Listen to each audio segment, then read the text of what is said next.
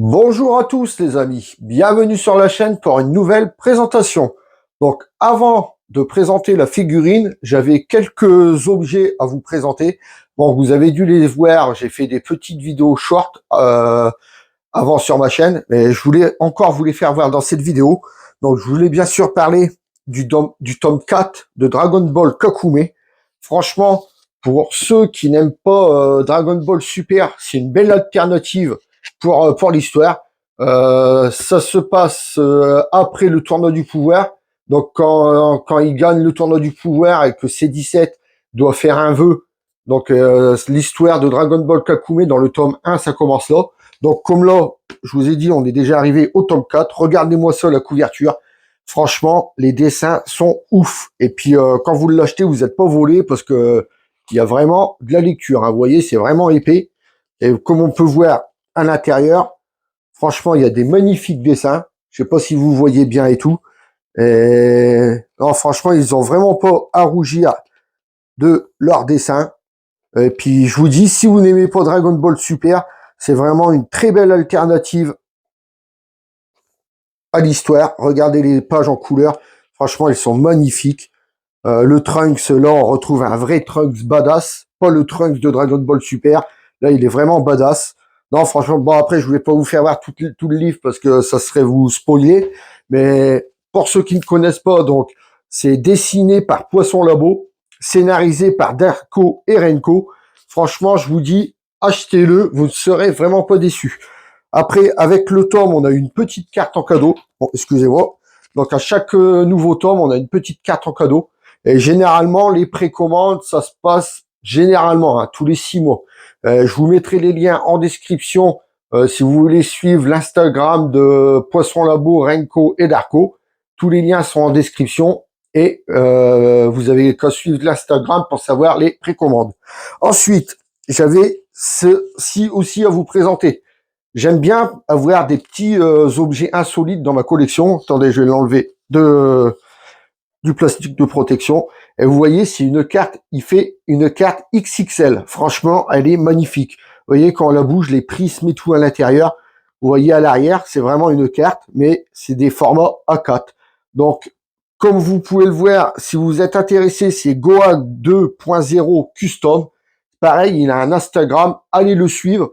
Il fait pas que ça pour les rétro, ceux qui aiment bien le rétro gaming. Il fait des cartes Nintendo, Super Nintendo, XXL. C'est vraiment des cartes énormes. Franchement, allez voir son Instagram, allez voir son travail. C'est vraiment du boulot magnifique, quoi. C'est pareil, les liens, si ça vous intéresse, je mettrai les liens en description et vous verrez. Donc ensuite, maintenant, ce qui nous intéresse, la figurine. Donc aujourd'hui, on va se déballer le Gohan Greatzy Yaman, issu de l'Ishiman Kuji Dragon Ball Clash Battle for Space, qui est sorti le 23 septembre 2023 au Japon. Donc tout de suite, on se penche sur la boîte. Alors, sur le devant de la boîte, on retrouve Ishiman Kuji, Dragon Ball Z, Master Lies, le lot A, Bandai Namco. De l'autre face, on retrouve notre figurine, on le voit donc de profil. À l'arrière, on retrouve là la figurine, Master Lies, les inscriptions en japonais. Sur l'autre face, on retrouve un magnifique photoshopé en noir et blanc. Au-dessus, donc, on retrouve le petit sticker. Alors, ça, c'est pareil, à chaque fois, je disais toujours le petit sticker d'authenticité. Et c'est vrai que dans les commentaires, on m'a repris. En fait, c'est pas un sticker d'authenticité, parce que sur les boîtes françaises, pourtant, c'est des figurines authentiques, le sticker, vous l'avez pas. En fait, c'est un sticker, comme quoi ça vient bien du Japon. Donc, excusez-moi, à chaque fois, je disais sticker d'authenticité. On m'a bien repris dans les commentaires. Donc, le petit sticker, comme quoi elle vient bien du Japon. Le lot A. Là, en dessous, le nom de l'Ishiman Kuji, je suppose. Et en dessous, il n'y a rien du tout. Donc, on va se déballer ceci. Donc, on va couper là. Ça, à chaque fois, avec les poignets, j'ai toujours peur de mal couper le... parce qu'il y a du scotch 2 partout.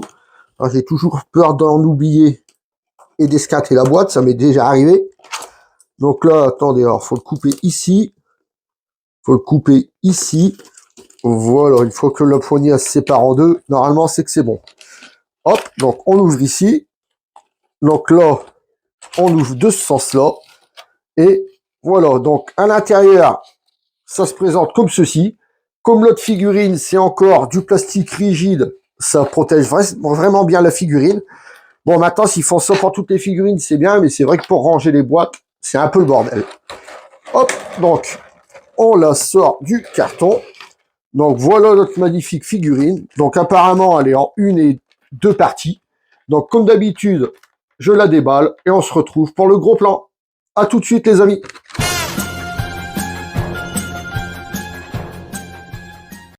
Et voilà, les amis, on se retrouve pour le gros plan. Donc, comme je vous ai dit, elle est en 1, 2 parties avec le socle. Donc, le socle transparent. Comme d'habitude, avant de l'ouvrir, j'attends de savoir si on en a besoin. Donc, on verra ça en fin de vidéo. La figurine, elle est en une seule partie, comme vous pouvez le voir. Et franchement, je ne l'ai pas encore eu dans mes mains, mais rien qu'à le voir comme ça, elle m'a l'air d'être terrible.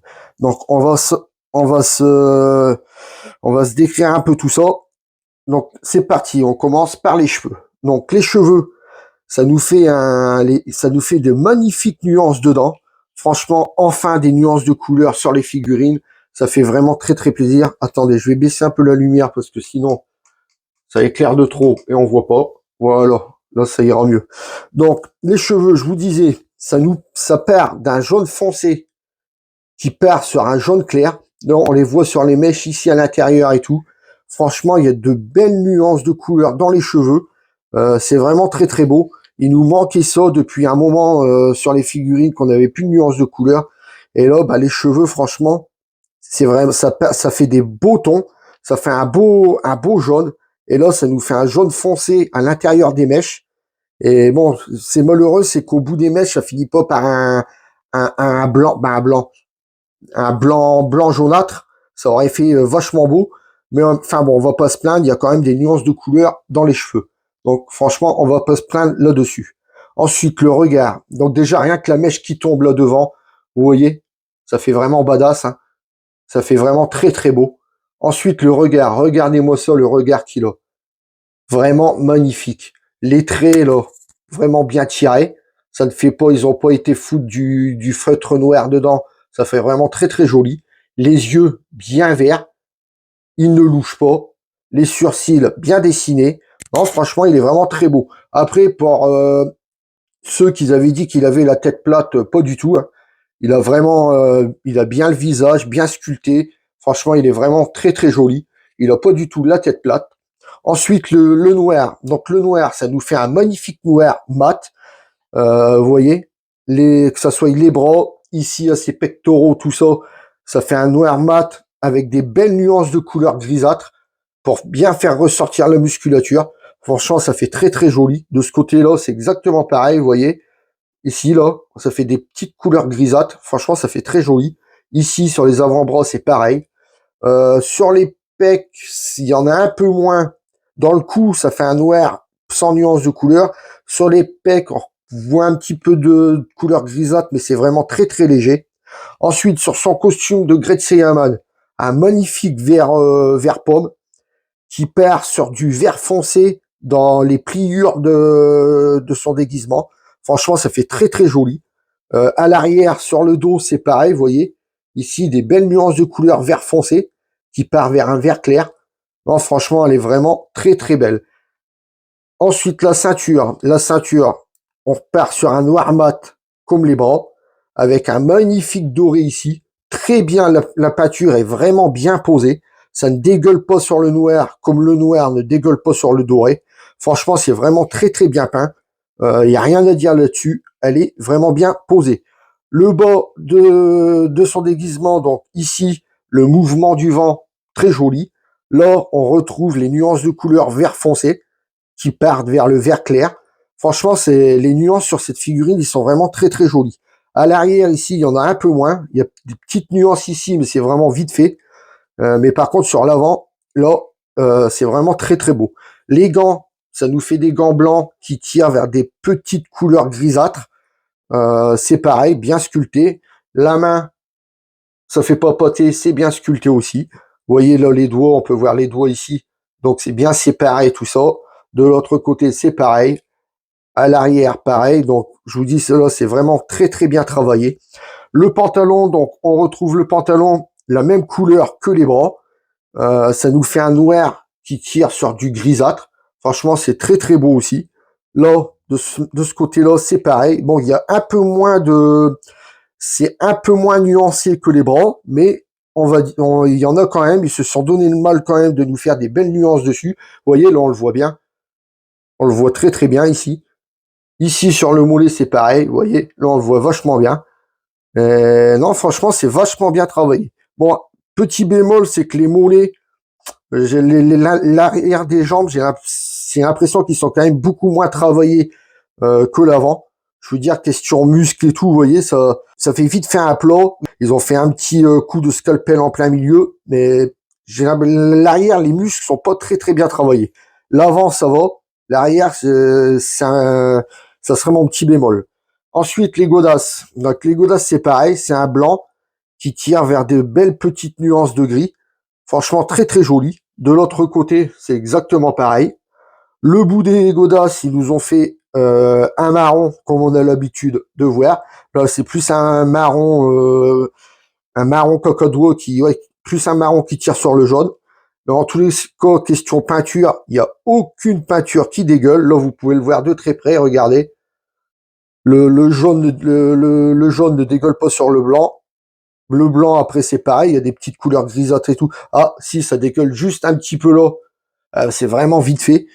Franchement, celui qui a posé la peinture, il a vraiment fait ça délicatement, car je vous dis, la peinture ne dégueule pas du tout. Donc sur cette figurine, franchement, dire que je voulais prendre, au bout d'un moment, quand j'ai vu qu'il y avait toujours pas de Great Cinnamon de sortie, je voulais prendre la Claire Rise qui était sortie, vous savez, avec les cheveux translucides, et je voulais la faire repeindre, comme Marty Japan avait fait.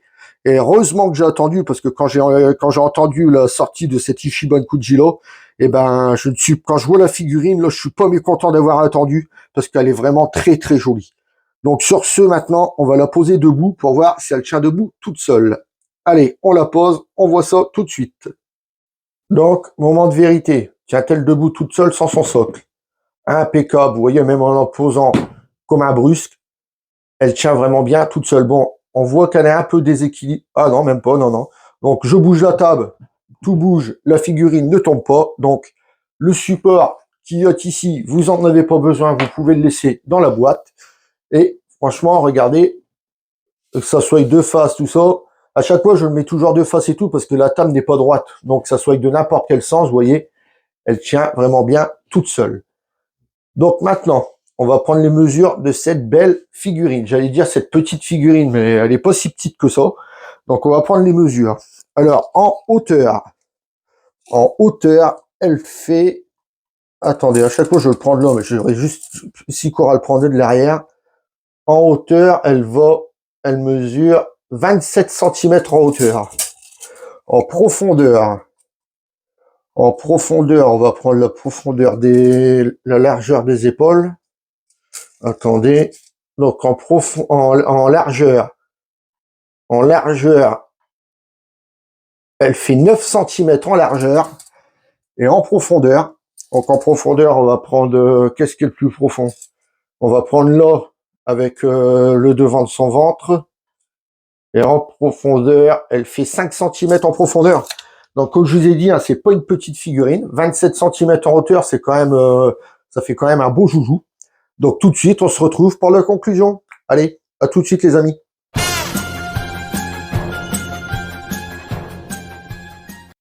Et voilà les amis, on arrive pour la conclusion. Donc aujourd'hui, je vous aurais présenté le Great Saiyaman issu de l'Ichiban Kuji Dragon Ball Clash Battle for Space, qui est sorti le 23 septembre 2023 au Japon. Donc maintenant, je vous ai donné mon avis, à vous de vous faire le vôtre. Si vous aimez Dragon Ball Kakume, si vous voulez suivre Dragon Ball Kakume ou vous voulez suivre Gohan 2.0 Custom, tous les liens seront en description, donc vous pourrez aller y faire un tour sur leur Instagram. Franchement, allez voir, ils font du travail de fou furieux. Donc sur ce, vous commencez à avoir l'habitude. Si vous avez aimé la vidéo, un pouce en l'air. Si vous n'avez pas aimé, un pouce en bas. Si vous n'êtes pas encore abonné, venez vous abonner. Franchement, venez rejoindre la communauté qui est en train de se former. Franchement, ça fait vraiment très très plaisir.